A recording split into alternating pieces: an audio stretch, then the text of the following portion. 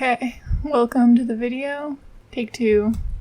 This is gonna be a sketching video. Here at the beginning I have some of my old recent sketches that I drew on live streams, and I'm gonna do what I did on the live stream and take one of my little unicorn figurines and we're gonna make a sketch out based off that, and then moving on, find some other little objects and previous doodles and just kind of fill a page with random things. The warrior character who passed by real quickly at the beginning was also a recording that I did recently that I'm not sure I'm gonna publish, but I might work on the character a little bit more in the future.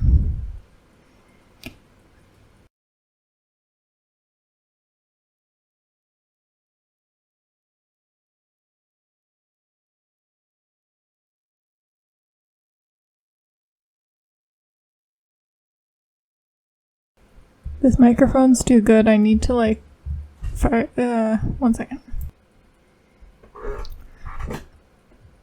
So I had to close the window or the door because there was too much feedback in the background. Anyways, I took the Tokidoki unicorn and I've started drawing a little character based on her. I've had this unicorn character statue blind box for a long while now, and I also have one that looks like a little ladybug, and during this recording I think I stood up and tried to find it, but I couldn't, sadly.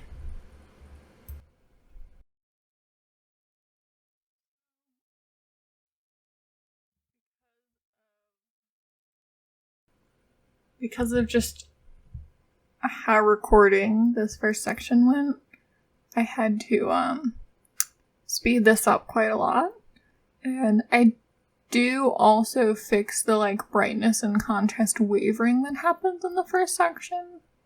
I think I learned a lot about what settings to film on during this beginning portion, and the later portions are a little darker, but I do think it looks better because the contrast isn't constantly going up and down. And it's a little bit confused about my hand because my hand's in and out of the screen. Yeah, the problem with auto contrast, of course, is it doesn't really just work well with graphite. So I tried to give her little stumpy feet to match the little unicorn doll, but I do end up changing that later on. And then otherwise I just wanted her to have clothing that imitated, the patterns that are on the unicorn.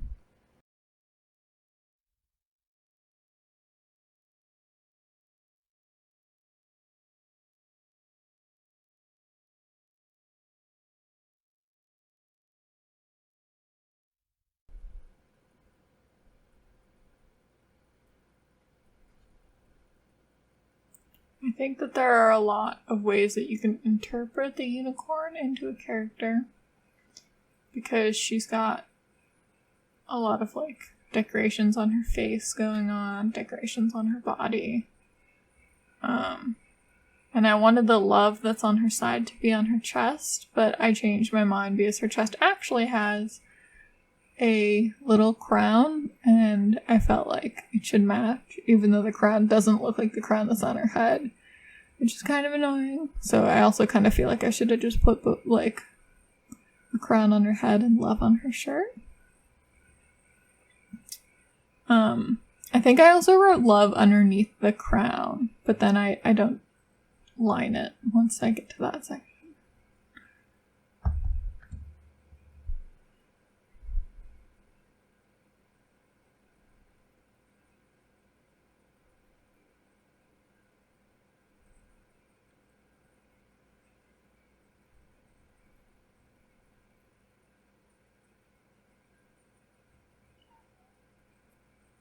I think the lining process is one of the more tedious processes, in my opinion, to do, but I do watching it back afterwards. I feel like it's really nice to see the lines come together, but in real life, you know, you're spending a lot of time figuring out which line to do, especially because I don't make the neatest of sketches. I've heard it be said that you should make sketches that look very clean, like how your lines should look. And I didn't really follow that advice. And I don't really follow that advice. So don't listen to me. Do your sketches neatly.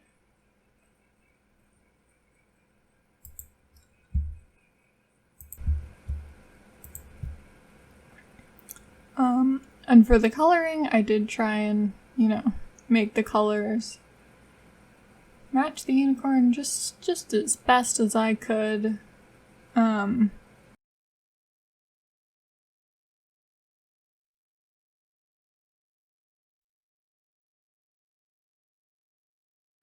She has a lot of silver on her, and it's not the easiest color to work with in marker because it's completely flat.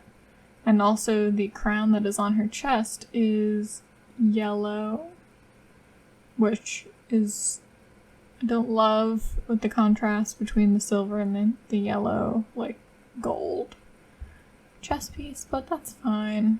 I also made her skin a little bit too yellow while I was drawing it. But I think it turns out right. I think I tried to balance it with a lot of pinks and balance the shadows with a lot of pinks. I have one of the things I struggle with my Copic markers, which I got not that long ago, maybe a couple months, and I made a YouTube video about it when I did. But I got a set that have very light colors, and it tends to be hard to really push values more. Luckily, I have other alcohol markers, which I use in this piece to make certain sections a little bit darker. Like, I think later on the shirt I use them. But just for, like, the hands and arms, I mostly just use, like, these, like, tans, which are, like, very similar in color, and some pinks to balance out the, like, tanness.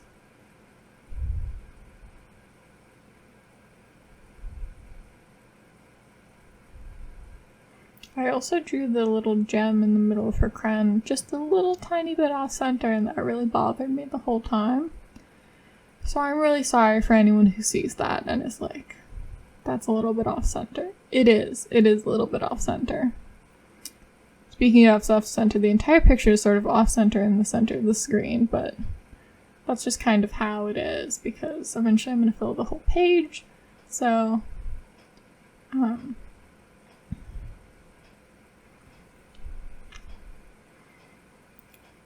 because of the lack of contrast, I do use that dark gray because at this point I'm tired of looking at all. Because at this point I'm sick of looking at all of the pastel colors. I use the dark gray to like contrast a little bit, and I wasn't really happy with how I did her skirt. Like I just kind of chose random stars, and I think I should have been a little bit more coordinated. Because actually the stars are only silver and light pink, not dark pink. And I didn't end up putting any on her face, which I had intended to do.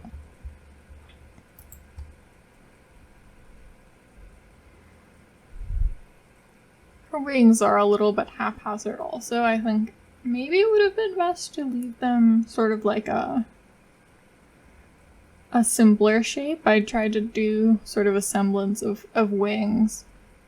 And I also feel like her socks had like those like little very like thin lines, and so it feels like the wings and the socks could have kind of coordinated better between them. So after a few seconds of searching on my phone, I was looking around for not an object but a little drawing that I did, and it's of a bunch of pumpkins. I've been drawing a lot of people with like little fruit heads recently, and I decided to do some pumpkins for the season. And I did a little rainbow of pumpkins because pumpkins actually come in several different colors, but the one I ended up liking best ended up being orange anyways. But well, I think the only like issue with this picture ends up being that I originally drew it on purple paper and just used an orange pen, a white pen, and a black pen. But then now that I'm drawing it on white paper, I had to figure out what color to make the pumpkin, and I just made it purple because it was on purple paper. And I don't know about that choice. I tried to make the pumpkin much more detailed though than it was in the original drawing. Going in with the oranges and the, you know, doing a lot more contrast and blending than I had done in like the previous picture with the little like unicorn character.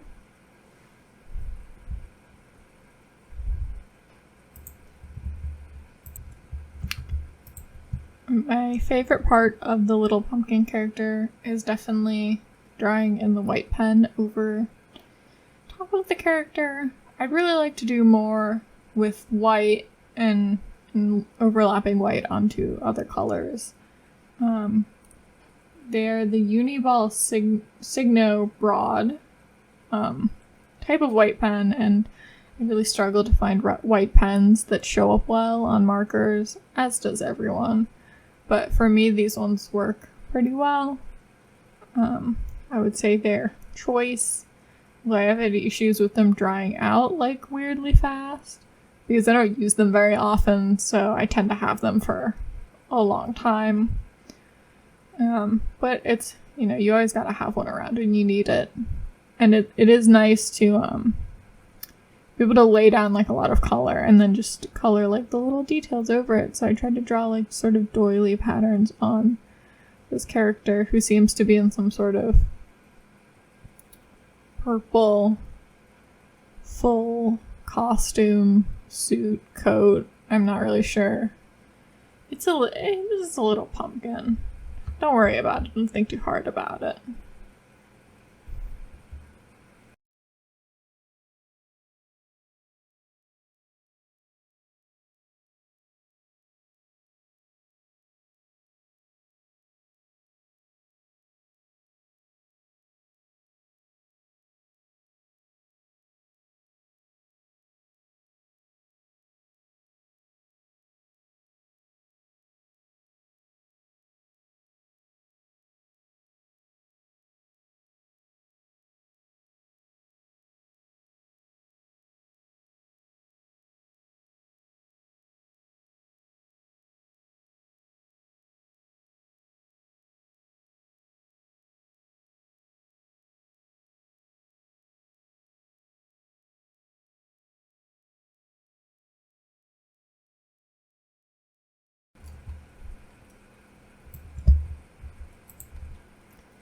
Because the white pen wasn't completely sort of opaque, which is fine. I don't really mind if it's not entirely opaque and it's a little bit transparent. I actually like the effect. I ended up going in with the light orange marker that I had to fix that little amount of detail.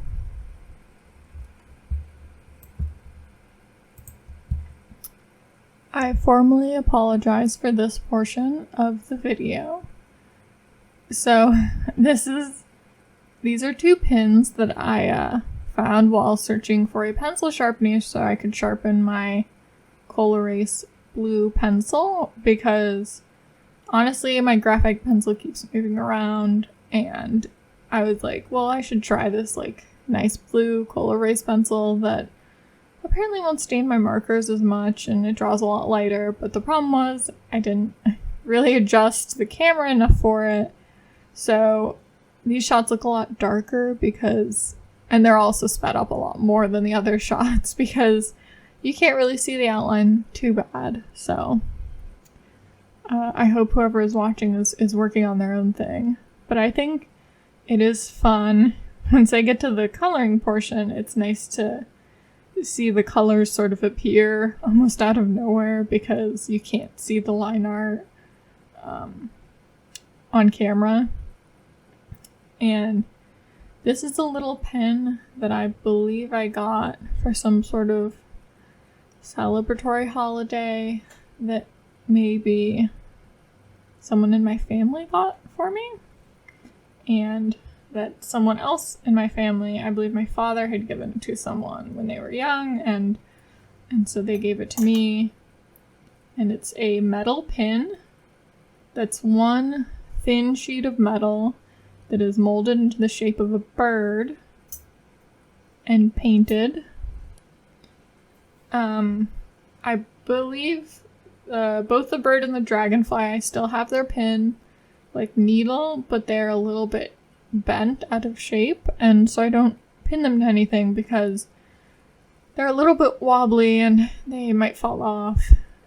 When I found them, I was like, oh, this will be great to go with my little, like, unicorn. I mean, it's an odd match to the unicorn because it's a pin from the 80s, but it's just one of the, like, odd things I have lying around.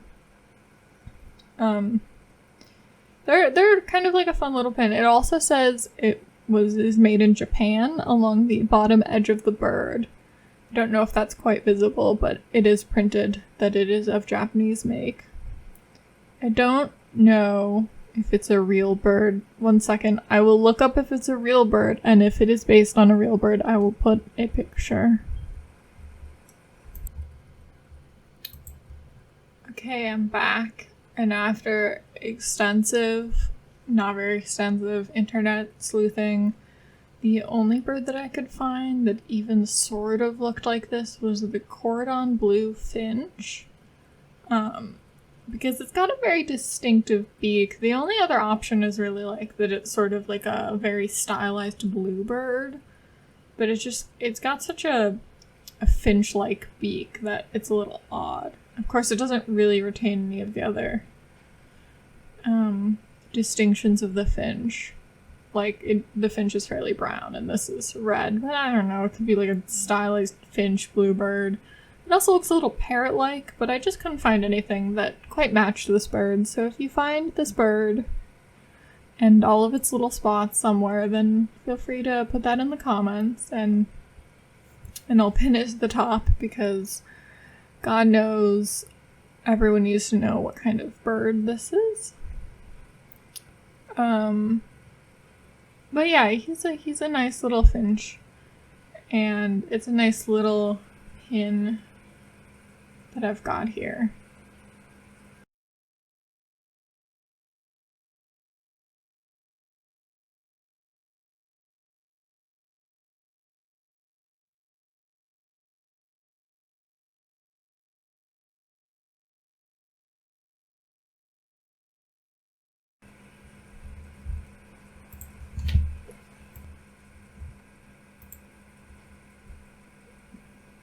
I also enjoy the fact that the finch's primary colors, a nice red and blue and yellow color scheme. I also, for some of the darker colors, mixed in with my Prismacolors the rest of my alcohol markers. And we're just gonna ignore the little dot that I drew at the center of the cheek that I thought was the iris that was actually supposed to be the cheek. Don't look at it. Don't think about it.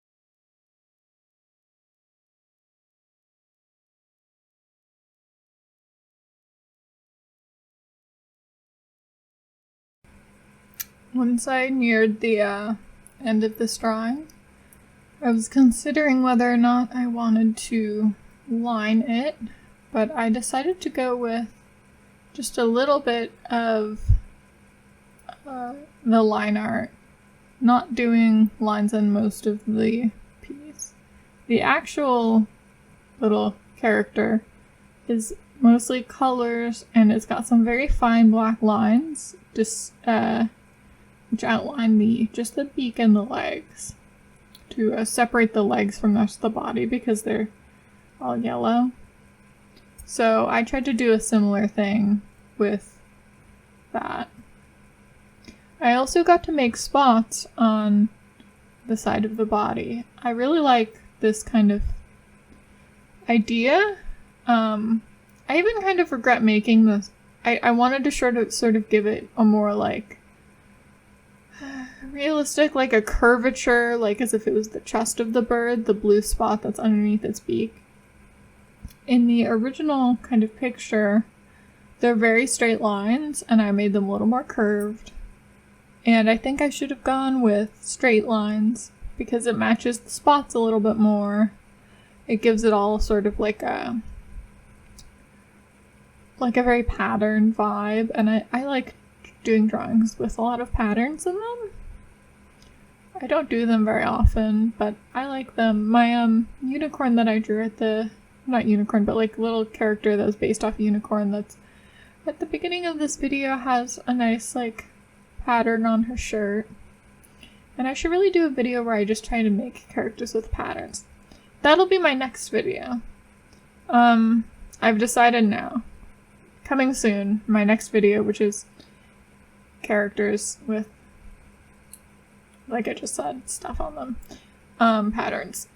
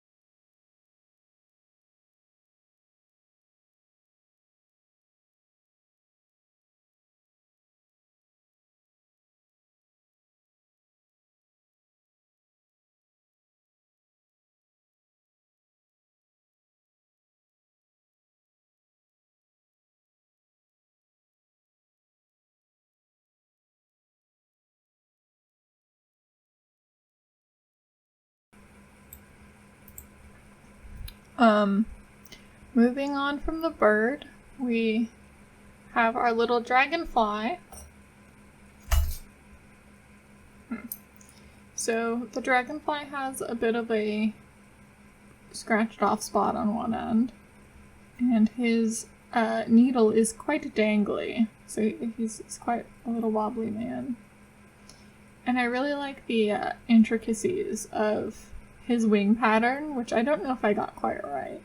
And then I just didn't really have the capability for the gradient. Also, apologies for this sped up. Once again, I sped it up quite a lot once I got to the sketching part because you can't really see the sketch anyways. So I got past that and I immediately started going into the colors so that you could see the outline of the dragonfly. I did draw him a little bit far up on the page, which meant that he sort of intersects with the pumpkin. But I think that's alright, just because, as you'll see later, it's kind of hard to do the gradients on the wings, and it's good that I only had to do them on his lower wings and not his upper wings, because it was difficult. One of the interesting things about the dragonfly that I didn't really notice until after I drew it, but I guess fits well. So you can see a lot more sort of like printing sort of errors in the dragonfly. He's very like grainy and dotted, which is why I ended up putting so many little dots on his eyes. And he's also outlined in a green outline that is clearly meant to be the cutout of where the metal has supposed to cut out, but it appears that a lot of the metal that was supposed to be cut away is still there, so you can see a green outline around his body. So it is somewhat appropriate that he has green legs, which I sort of just gave him because the eyes are green. I do wish I had sort of made them blue because there's blue on his tail, and I felt like, you know, that would have been another primary color scheme that I could have tried to match.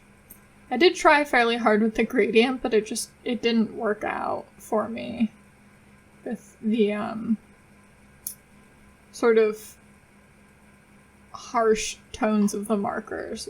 It doesn't end up quite working until I get to the point where the veins are drawn in, and then I'm a lot happier with how the veins look.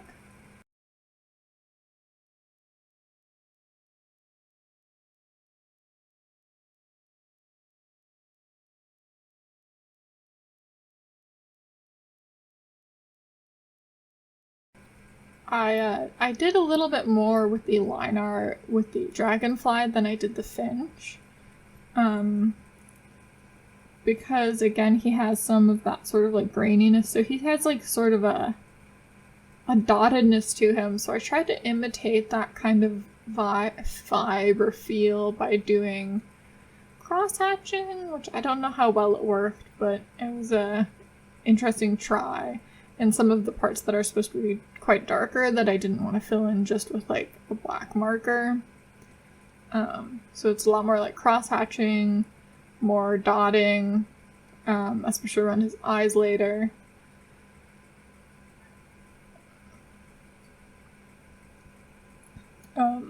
Definitely a lot more line art than the bird got.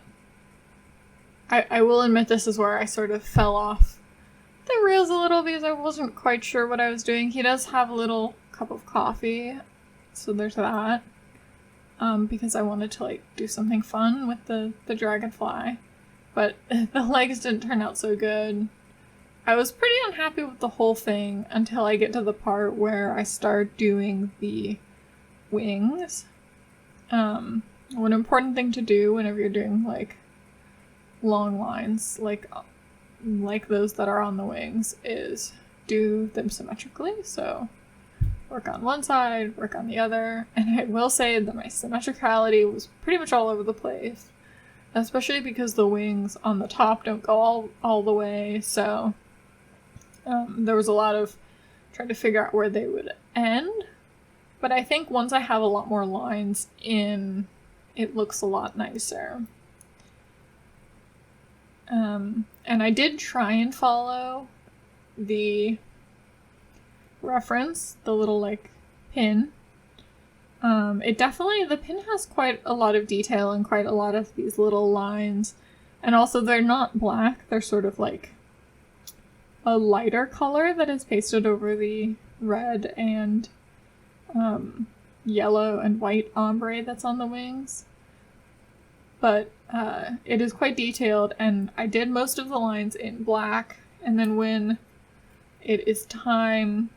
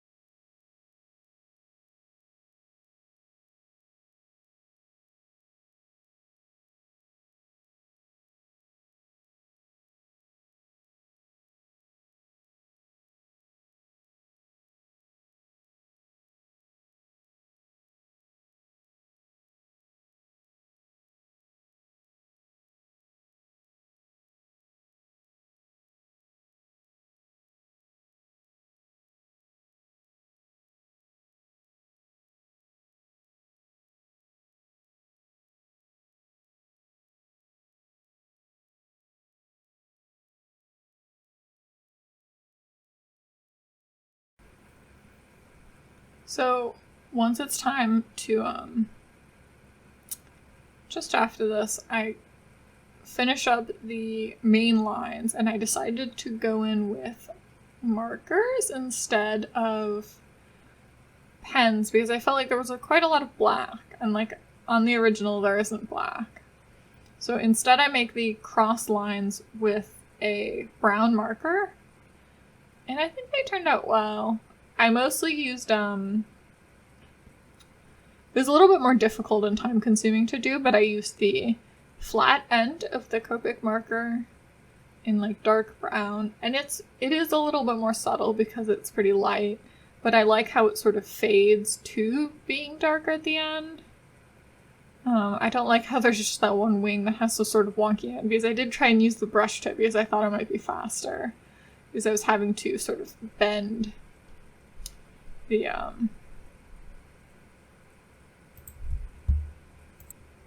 was starting to having to bend my wrist around the dragonfly as I was doing the little lines. At the very end, I fill in a little corner space with a little dragonfly, sort of more cartoony version. You can see there's a little bit of like an extra finch in the corner as well, which is quite faded in blue. That I just decided not to color. I might add a couple more little doodles to this page just to make it look more full. And I also dated it just so I wouldn't forget when I had drawn it. Which is the 2nd of October. Happy October, everyone. And yeah, that's my little spread for the day. They're definitely a variety. And I hope that if anyone's sketching along, you also have a big variety of drawings, because that's what I like to see. Never do things, you know, you don't have to do things all the same all the time. You can really mix it up, and that's what I like to do. So have a good day, everyone. Bye-bye.